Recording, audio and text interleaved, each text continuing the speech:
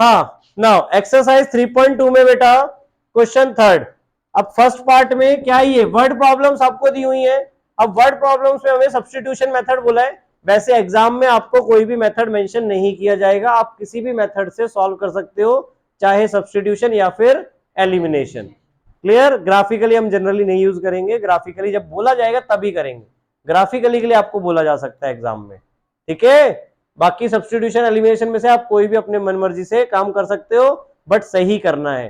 Clear? First part में अब क्या आपके पास, the difference between two numbers is 26।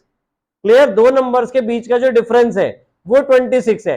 Word problem में सबसे पहली चीज आपको ये सोचनी है कि क्या लेट करना है, और लेट क्या करना होता है ये हमने 3.1 में भी डिस्कस किया था, जो हमें निकालना होता है। तो यहां पे हमें क्या निकालना है, नंबर्स, तो उन्हीं को हमने लेट किया। Let two numbers be X and Y. Clear? अब पहली चीज क्या बोलिए, difference of two numbers is 26।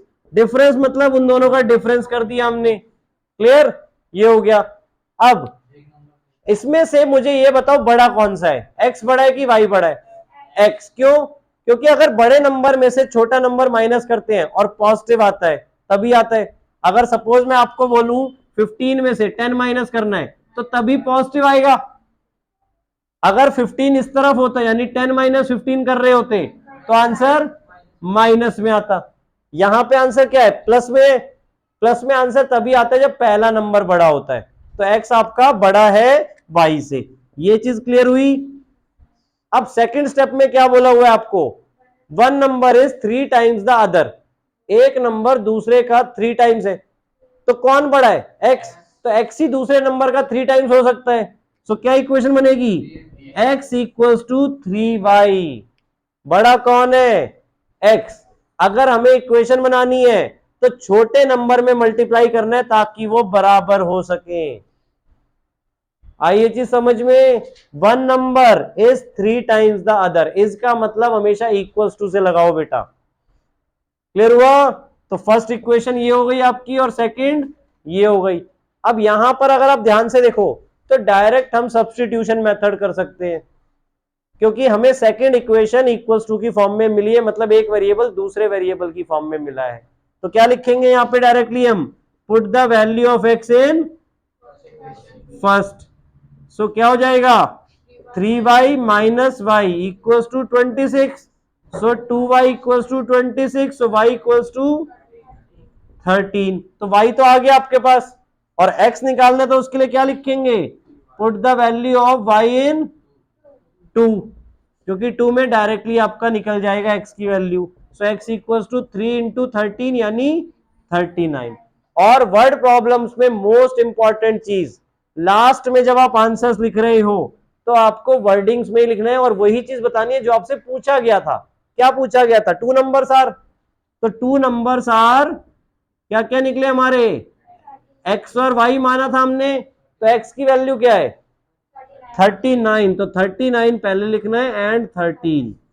Clear? Two numbers are 39 and 13। Clear हुआ first part? Now second part में क्या बोला है, the larger of two supplementary angle. Supplementary angle last year पढ़ा होगा आपने, क्या होता है, जिनका सम 180 डिग्री होता है। तो हमें लेट क्या करना है यहाँ पे, let two supplementary angles be X and Y कर लिया अभी हमने। क्लियर? देखो दो वेरिएबल्स है तो हमेशा हमें यहाँ दो वेरिएबल्स ही लेट करने हैं। अब पहली कंडीशन क्या है, पहली कंडीशन सीधे सीधे हमारी ये हो जाएगी कि उनका सम 180 डिग्री है। क्लियर? क्योंकि सप्लीमेंट्री थे वो। सेकंड चीज क्या बोला है, the larger of two supplementary angle. अब एक दूसरे से बड़ा होगा, सपोज हमने मान लिया एक्स ग्रेटर है वाई से, अपने आप किसी को भी मान सकते हैं, कुछ ऐसा वो नहीं है इसमें, ठीक है, क्योंकि हमें पता ही नहीं है दोनों की वैल्यूज। तो हमने अपने लिए बाय कन्वेंशन एक मान लिया कि एक्स ग्रेटर है वाई से। क्या बोला है, the larger of two supplementary angle exceeds the smaller by 18 degree. जो बड़ा वाला सप्लीमेंट्री एंगल है वो छोटे वाले से कितना ज्यादा है, 18 डिग्री।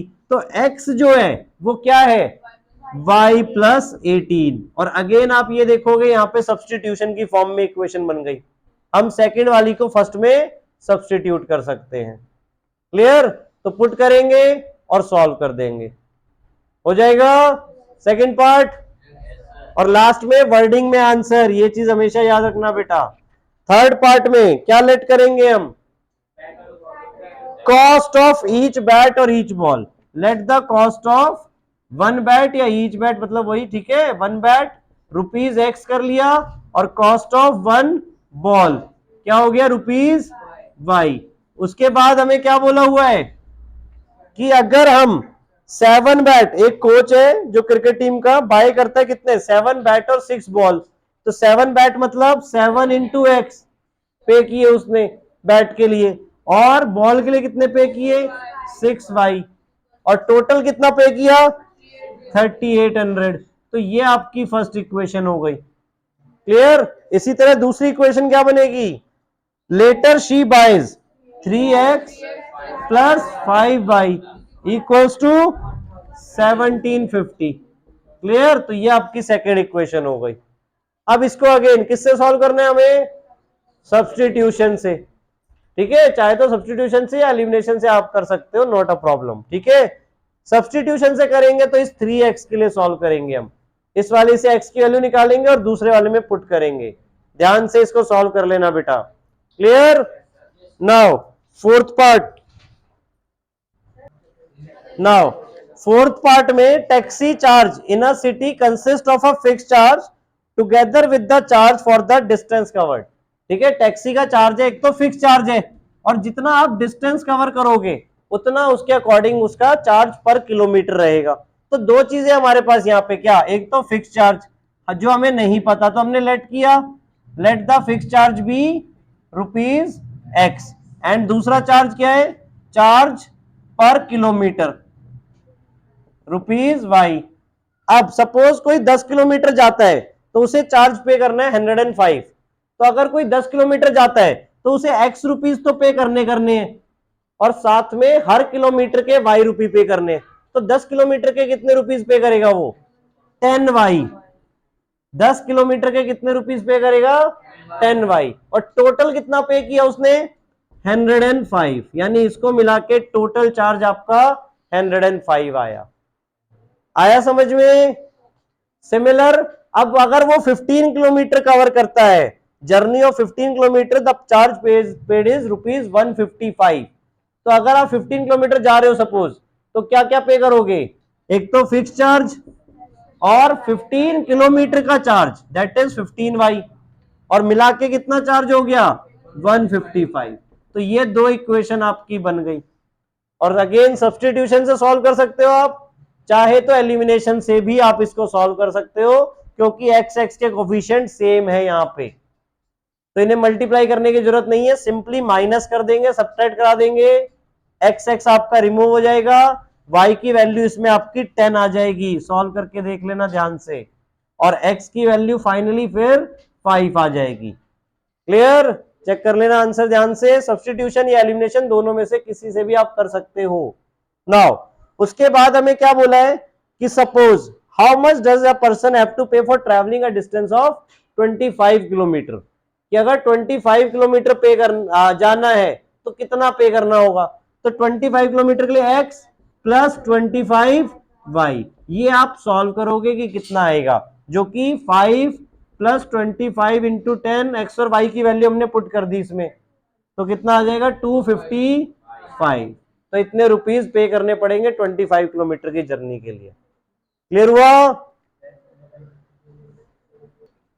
फिफ्थ पार्ट में क्या गिवन है, फटाफट देखो, अ फ्रैक्शन बिकम्स 9/11। अब फ्रैक्शन है, फ्रैक्शन में दो चीजें होती हैं, न्यूमरेटर और डिनोमिनेटर। तो लेट हमने क्या किया, let the numerator be X, numerator हमने x मान लिया और डिनोमिनेटर हमने y मान लिया, क्लियर।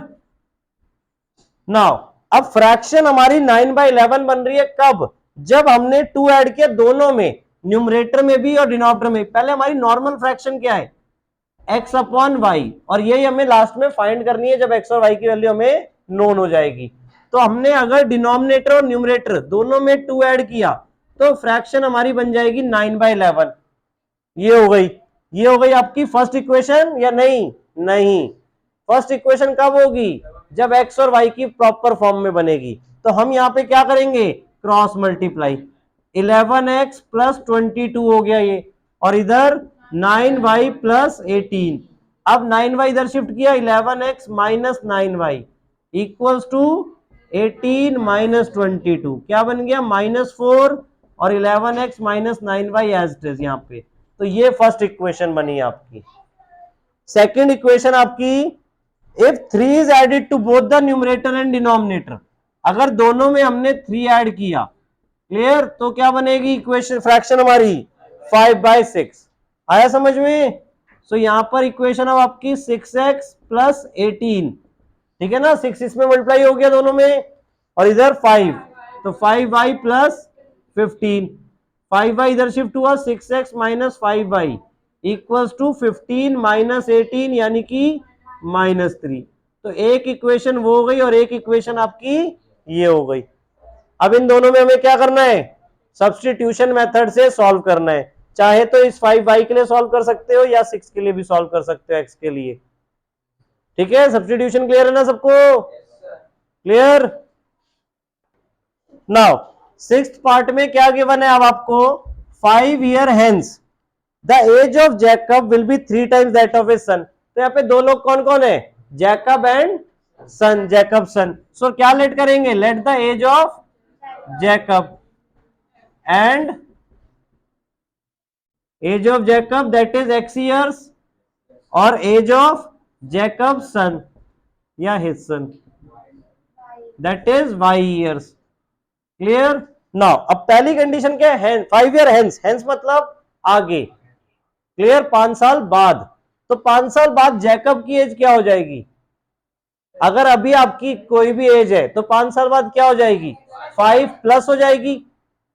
क्लियर? तो जैकब की एज क्या हो जाएगी 5 साल बाद, x प्लस 5, और उसके सन की एज y प्लस 5। क्लियर? और हमें क्या बोला हुआ है, 5 year hence the age of Jacob, यानी 5 ईयर्स के बाद जो एज ऑफ जैकब है वो क्या हो जाएगी, 3 टाइम्स दैट ऑफ हिज सन, यानी 3 टाइम्स हो जाएगी किसके, सन की एज के। तो सन की एज उस टाइम पे कितनी होगी, y प्लस 5। ध्यान से देखो बेटा इस चीज को, आया समझ में? 5 साल बाद 3 टाइम्स होगी, तो दोनों की एज 5 साल बाद ली है हमने, और फिर उसको 3 टाइम्स के इक्वल किया है।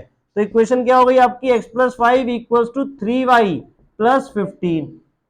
अब इससे नॉर्मल फॉर्म क्या बनेगी आपकी, x माइनस 3y और 15 माइनस 5 उधर चला गया, x और y एक तरफ, y नंबर सारे एक तरफ। So x minus 3y equals to 10। ये आपकी फर्स्ट इक्वेशन हो गई। क्लियर? नाउ सेकेंड इक्वेशन के लिए क्या बोला है, 5 ईयर्स एगो, एगो मतलब 5 साल पहले। तो 5 साल पहले जैकब की एज क्या होगी, x minus 5 which is equals to, क्या बोला है, 7 times that of his son, 7 y minus 5, 7 times हो जाएगी, और 5 साल पहले that is y minus 5। Clear? इसको अब सॉल्व करेंगे तो क्या बनेगा, x minus 5 equals to 7y minus 35। अब अगेन x माइनस 7y इधर आ गया, 7y का साइन प्लस था, इधर शिफ्ट किया माइनस हो गया, इक्वल्स टू में -35 प्लस 5। सो क्या आ जाएगा, -30। So x minus 7y equals to -30 आपकी सेकेंड इक्वेशन हो गई। अब दोनों इक्वेशन आप इजीली सॉल्व कर सकते हो, एलिमिनेशन से भी या सब्स्टिट्यूशन से भी। सब्स्टिट्यूशन से करेंगे तो x equals to 10 plus 3y बन जाएगा, इसमें पुट कर देंगे और सॉल्व कर देंगे। क्लियर हुआ? हो जाएंगे सारे पार्ट्स?